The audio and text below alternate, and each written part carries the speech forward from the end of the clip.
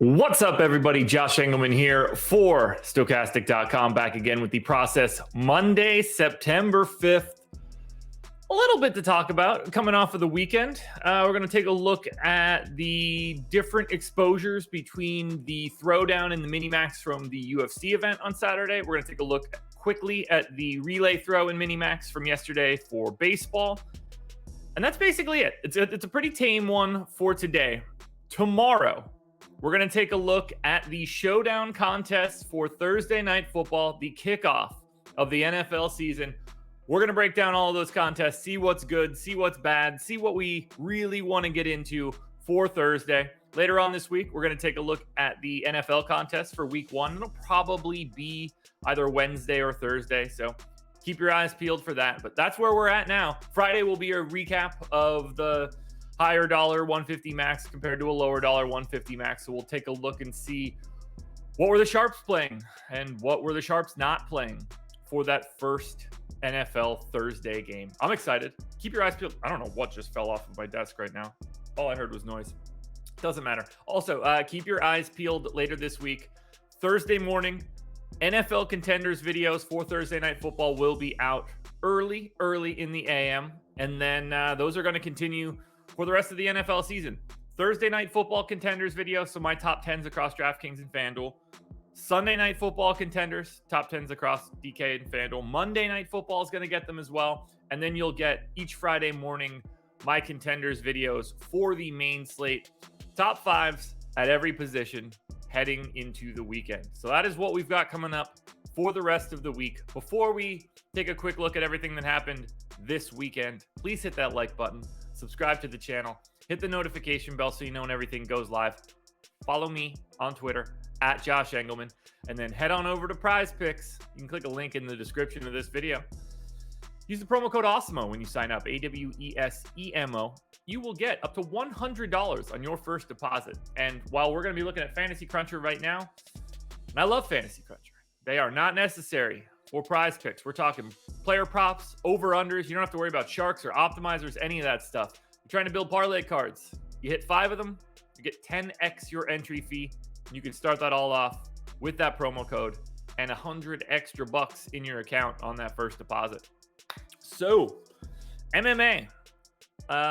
Very, very happy with my lineups pre-lock. My EV was great in the mini-max, great in the Haymaker. Top 15 in both. I consider that a huge success. I think moving forward, I'm going to move out of the mini-max and max the throwdown. I think that I'm leaving some money on the table by not taking a shot. So that's what I'm going to do. But for this week, down $69, which is always nice. My exposures are on the side. Not all that important when it comes to MMA. I'm going to end up having a lot more of the bottom guys and a lot less of the top guys, as you can see by the color. Did not totally work for me, but here's what we had for the throwdown, which is the numbers on the left, and for the mini-max on the right. And not a lot of gap here. You know, these 1 or 2%, I don't really read into too much. What I thought was interesting was Kopylov, significantly more owned in the throwdown than the mini-max. Aaron's significantly more owned in the throwdown than the mini-max. Then, to a lesser extent, Jourdain and Ziam. Jourdain was a guy that I had a pretty big stand on that did not ultimately work out. Biggest negatives, Vettori. I don't know if did I have a share? I don't think that I did. If I did, I had one. Where are you hiding, Vettori? I had one individual lineup with Vettori. He was marked as basically the worst play in comparing these ownerships. So I feel pretty good there. Tuivasa, I had a bit more of. That was just a functional lineup construction, but I probably had a bit too much. Did I have Kopylov and Aaron's? That's an interesting question. Kopylov, I had 18%, so, neutral. Aaron's, I had 13, so neutral. Nothing too crazy. It's hard to really glean a lot from these MMA results. Shout out to whoever banked the throwdown. I don't think the dupes were all that bad this week. It was a 50K lineup, which is interesting. I would have expected a bit more. Yeah, only 14 dupes. That's not too bad for a 50K lineup. I don't recognize too many names there. Only 3 150 maxers were able to pop it. Not a lot at the top in terms of 150 maxers until you get into like the top 30, but we had a couple stray bullets here, 15 and 16. So 2 individual unduped lineups had a bit of a shot, but you needed the whole 50K in salary. And for me, that's usually going to be pretty difficult because I exclude those lineups. Just a little bit easier for me to get different, but you'll see I didn't play a single 50K lineup. It's just easier for me to cut that and sort elsewhere. Probably a little overduped this week. I only had 2 unduped lineups. You know, a lot of low duplication lineups, so I'm not mad there. I'd like to trim this a little bit. Like this lineup right here, I'm not happy that I played.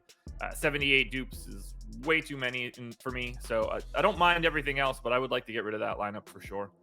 Not much else I could really look into. Let's see, what was my best lineup? Did I have 5 winners? Magomedov, Wood, Kopylov, Edgar, Tuivasa, and Saint Denis. No, I didn't because Tuivasa. So there's that. And that was duped 10 times. Where's my top? How good was my unduped lineups? Neither one of them cashed. Fantastic. Not a lot cashed down here. That's how it's going to be depending on which underdogs you get right. That was MMA. Next week is a pay-per-view. We've got Nate Diaz and Khamzat Chimaev. That one's going to be a big one. So, 1, I hope you guys are playing MMA DFS. 2, be prepared for a breakdown for that one because I'm going to be all over that. Now, to the MLB slate from yesterday, and there's really only one major thing that I think we need to talk about. I'm going to glance over these 5-man stacks right away. Clearly, 5-man relay throw stacks were way more owned than they were in the mini-max. We're starting to see that trend every day. Not too much to look into at the top. Baltimore, a bit over-owned, probably the quote-unquote worst play from the relay or from the mini-max. But Seattle was basically the sharp low-owned stack. Stacks don't look all that crazy. This looks crazy, though. Frankie Montas was 11% more owned in the relay throw than he was in the mini-max. 54% to 43% for 150 maxers. Carrasco and Michaelis were a little bit lighter, but if you played the mini-max yesterday and you were light on Montas, you made a mistake here. And this is just one of those things that we continue to see in that at the top end in the lower dollar contest, you can afford to be more aggressive with some of the chalk. We see these top pitchers, or the top pitcher, generally speaking, much more owned in a higher dollar contest than the lower dollar contest.